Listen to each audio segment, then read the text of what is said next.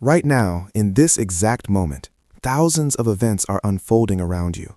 Light is bouncing off every surface in the room, hitting your retina at millions of points per second. Sound waves from distant traffic, humming electronics, the settling of the building, all of it is vibrating your eardrums. Your clothing is touching your skin in dozens of places. The air has a temperature, a smell, a texture. But you are not experiencing any of it. Not really. Your brain is receiving all of that information, processing it at a level so deep you will never touch it. And then, before it reaches your consciousness, it deletes 99% of it. Gone, erased, as if it never existed. You think you are awake, aware, perceiving the world. But you are not. You are living inside a tiny, curated selection of reality that your brain decided was worth showing you. The rest has been thrown away, and you never even noticed the loss.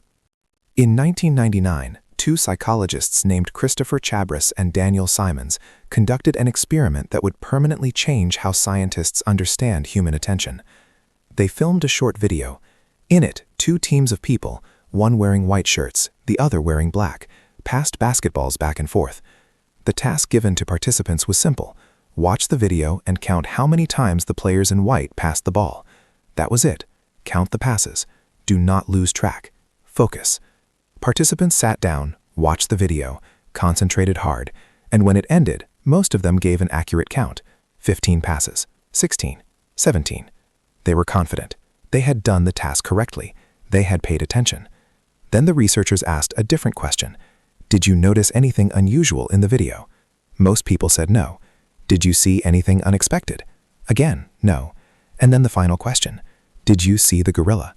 50% of participants had no idea what the researchers were talking about. They insisted there was no gorilla. The researchers replayed the video, and there it was. Halfway through, a person in a full gorilla costume walked directly into the center of the frame, stopped, faced the camera, beat their chest, and walked off. The gorilla was on screen for 9 full seconds. It was not hiding in the background. It was not blurred or small. It walked through the middle of the players, right where the participants had been looking, right where the ball was being passed, and half of them never saw it. Not forgot about it, not noticed but dismissed it. They did not see it. Their eyes received the light. The photons hit their retinas.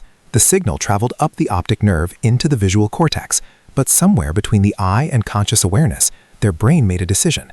This is not relevant to the task. Delete it. And it was gone. For those people, the gorilla did not exist. It never entered their reality. The experiment was repeated in dozens of variations, different objects, different tasks, different populations. The results stayed consistent. When attention is focused on one thing, the brain suppresses everything else, even if everything else includes a person in a gorilla suit walking through the center of your vision. Chabris and Simons called this inattentional blindness, and it revealed something deeply uncomfortable.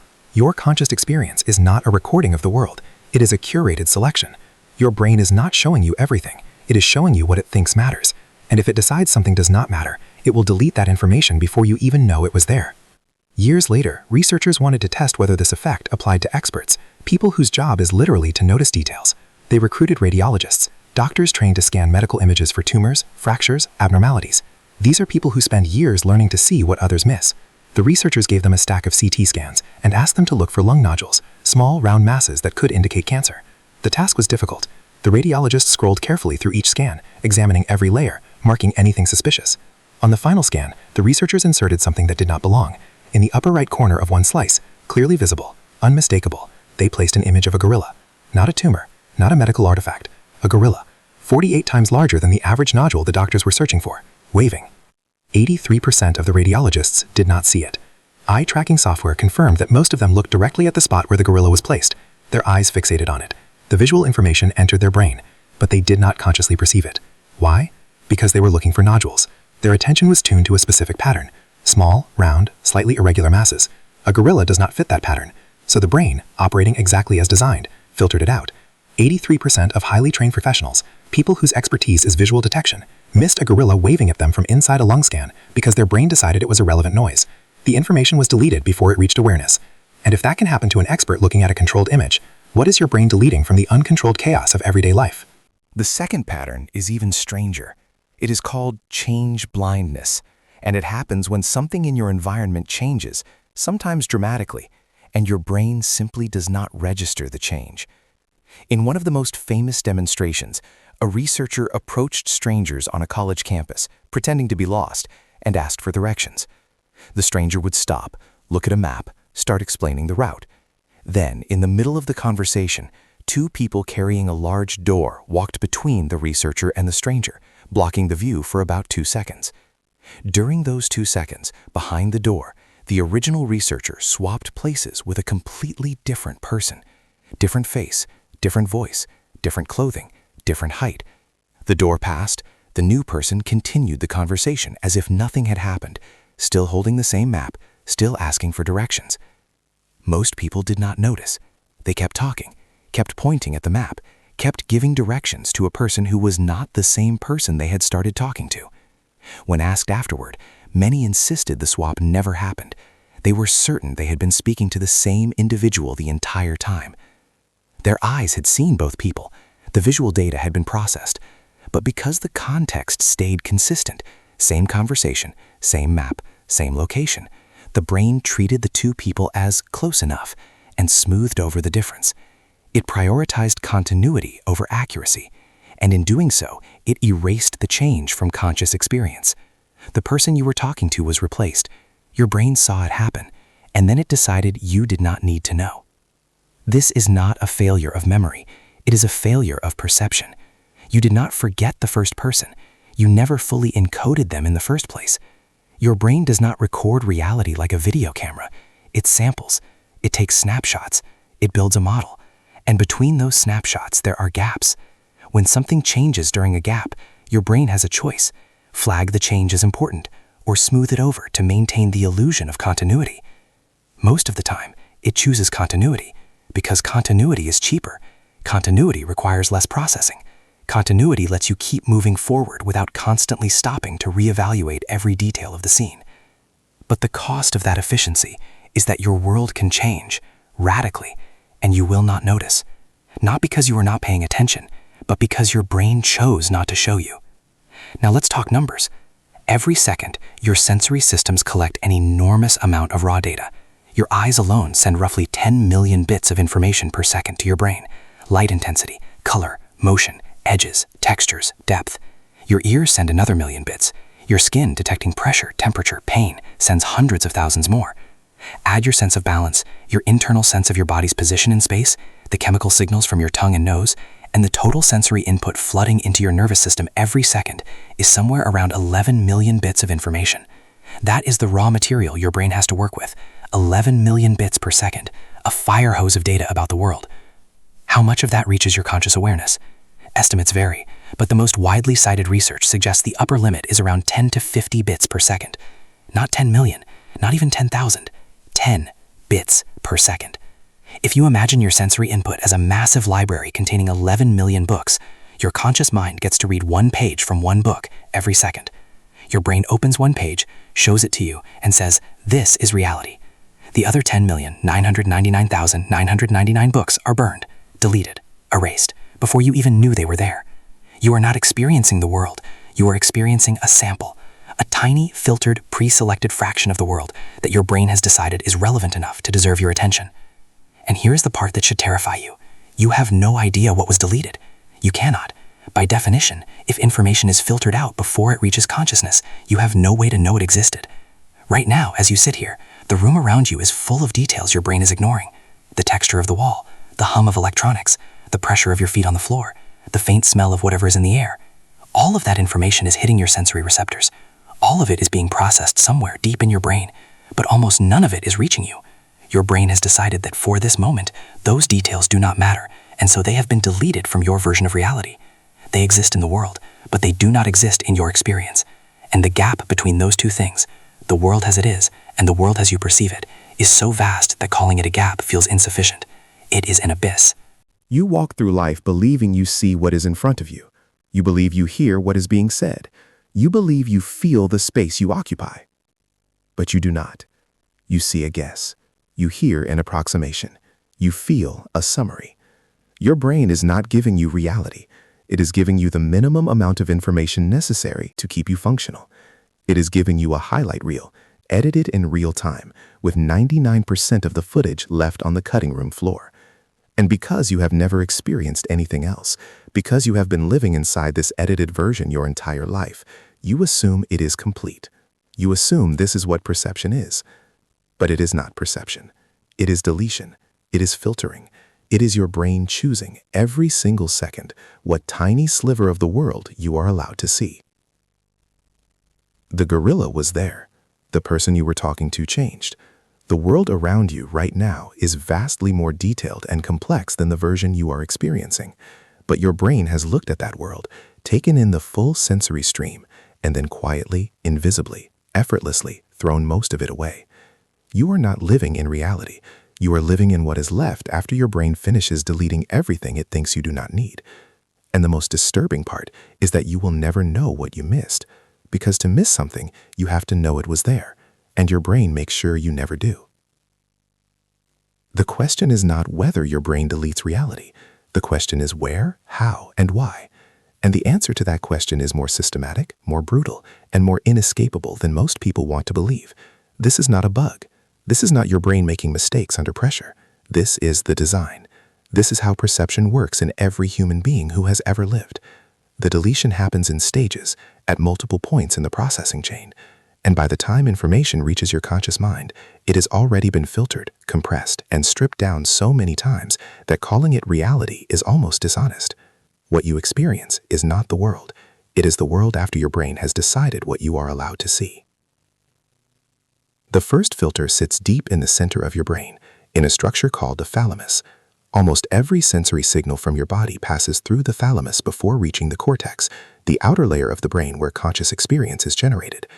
The thalamus is often described as a relay station, but that metaphor makes it sound passive, like it is just passing information along.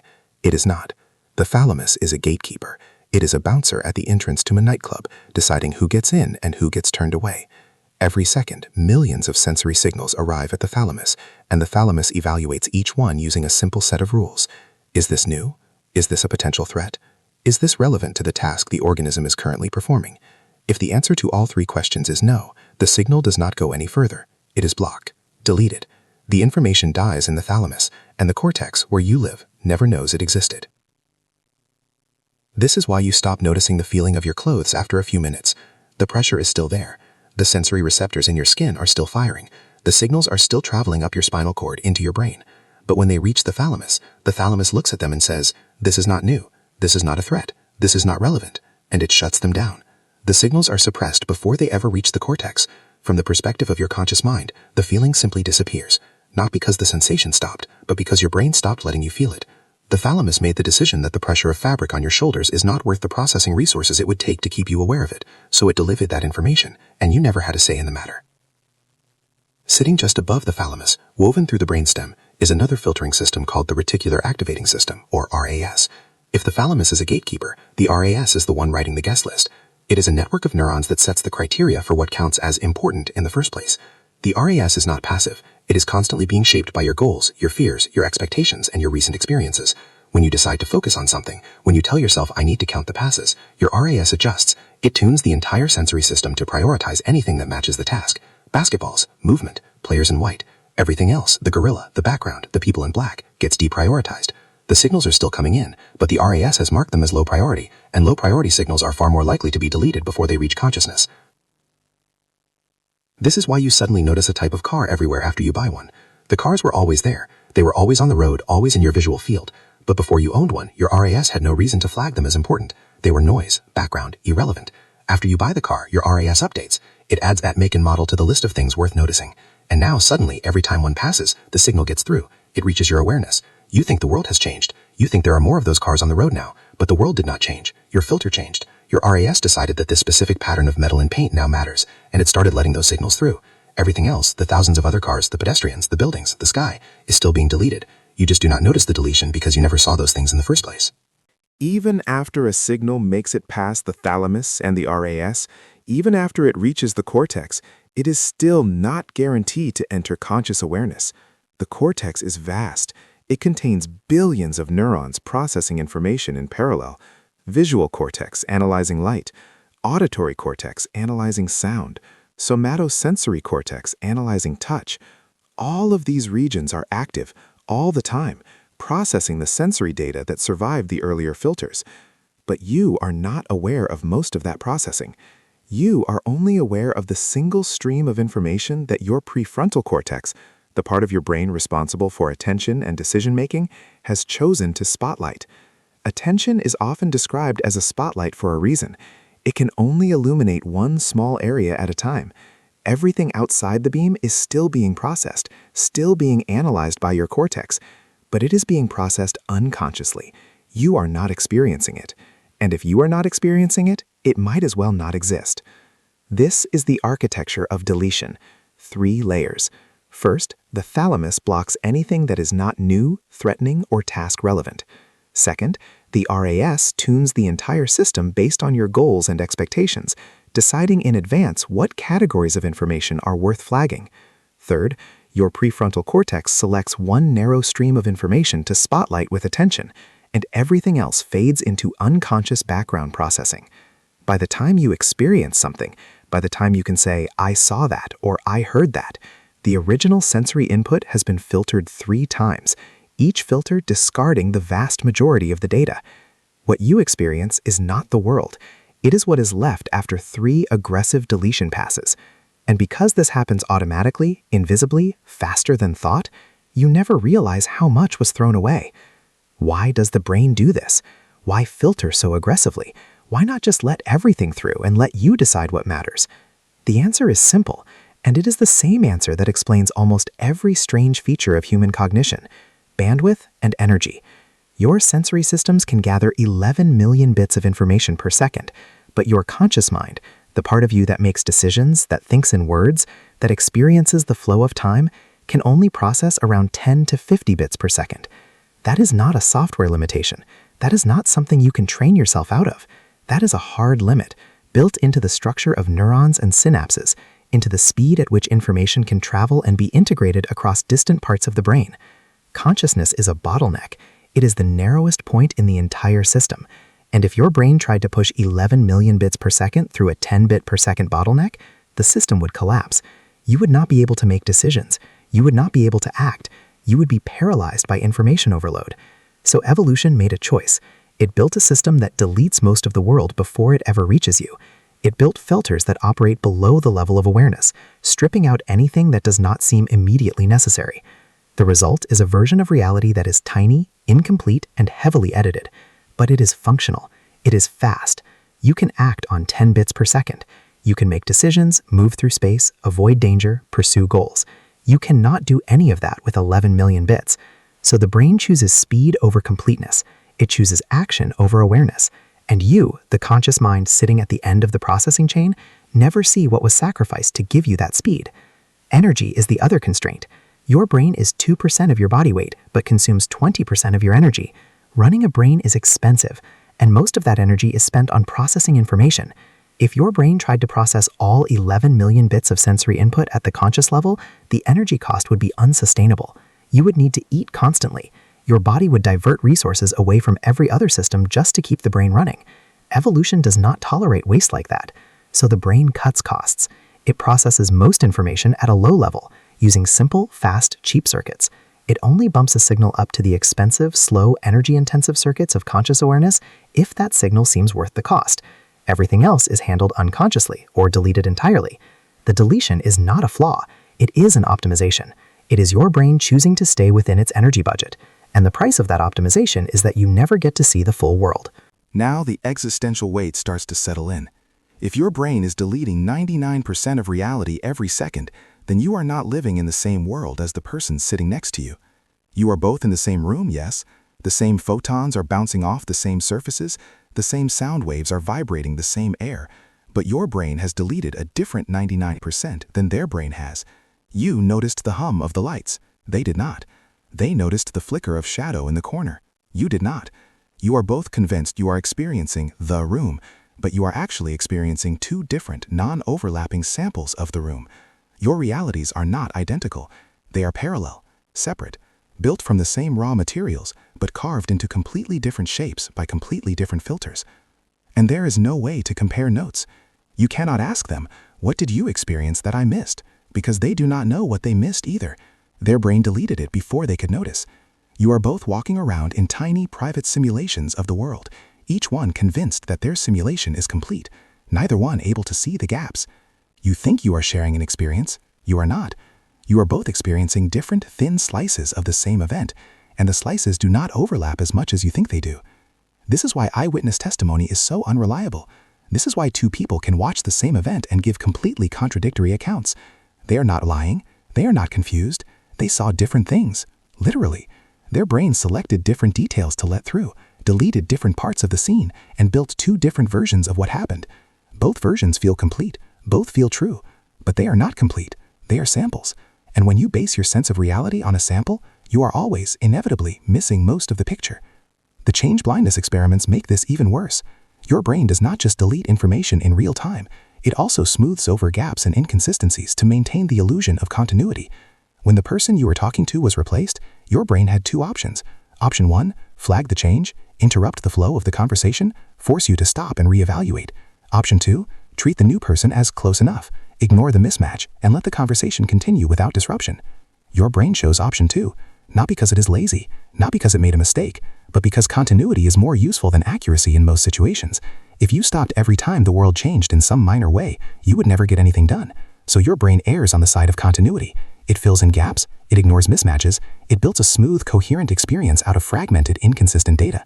And the cost of that smoothness is that your sense of reality can be wrong, deeply, fundamentally wrong, and you will never know. You cannot fix this.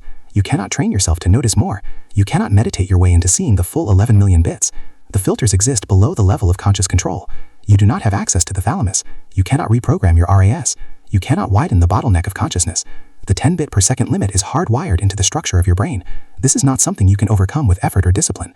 This is the ceiling. This is as much of reality as a human being can ever experience, and it is less than 1%. So what does that mean? It means that right now, as you sit here, the world around you is vastly richer, vastly more complex, vastly more detailed than the thin slice you are experiencing. There are patterns in the light you are not seeing.